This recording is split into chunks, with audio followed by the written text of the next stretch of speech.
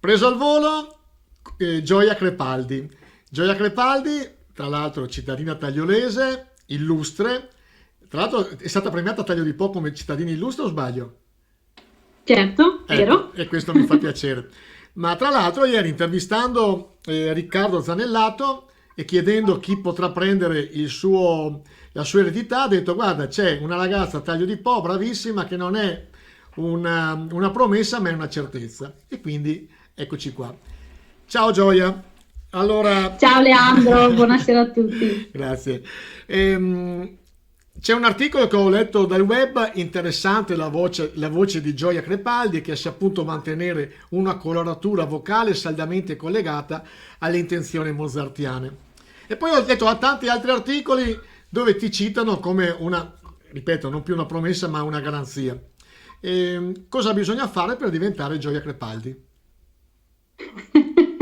Beh, niente come dire, cose che sappiamo tutti, studiare, studiare e studiare sempre, perché non si smette mai di imparare e quindi non ci si ferma mai, Ecco, in questo senso. quanto è importante nel vostro lavoro il talento e quanto è importante il mestiere, o meglio il lavoro come dicevi tu?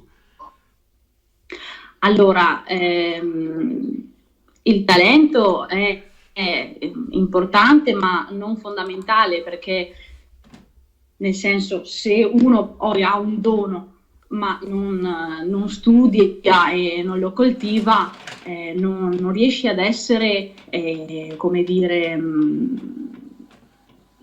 non riesce a controllarlo e a fare del proprio strumento ciò che desidera. Quindi dietro deve sempre esserci lo studio tecnico, musicale e in generale, insomma. Quindi lo studio, ripeto, è fondamentale. Ecco, nel 2019 tu avevi una carriera ormai pianificata fino al 2022, mi dicevi, quindi con il Covid sicuramente hai avuto grosse difficoltà. Leggo un altro articolo che ho trovato al volo, un soprano dei grandi mezzi musicali che al prezioso timbro vocale unisce una presenza scenica da grande diva. Si presenta senza dubbio come una fuoriclasse, quindi penso ti faccia piacere. E Grazie. tu hai vinto anche il premio Voci Verdiane. Sì, ho vinto il Voci Verdiane, il concorso che si tiene a Busseto, provincia di Parma, e grazie al quale ho poi debuttato la mia prima opera verdiana, che è Un giorno di regno, di Ecco, Giuseppe Verdi, appunto. al Sociale di Rovigo, pochi giorni fa, hai fatto una bellissima opera, complimenti, io l'ho seguita attraverso il web, 15.000 persone si sono collegate, quindi numeri importanti, però chiedevo a Zanellato, lo chiedo anche a te, quanto manca a voi artisti il contatto col pubblico? Tantissimo perché il pubblico è importantissimo perché possiamo dire che è la nostra energia e senza di quella, come diceva giustamente Riccardo, cioè il pubblico è la parte fondamentale per la buona riuscita della recita, del concerto. Quindi il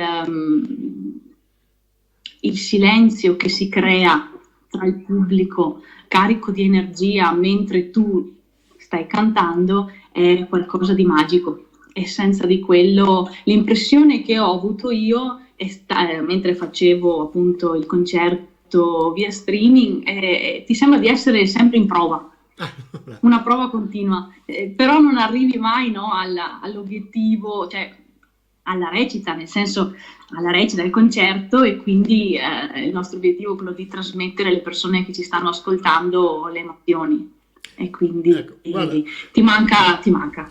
bellissima questa visione romantica del palcoscenico, del pubblico, chi fa spettacolo sa quanto hai ragione.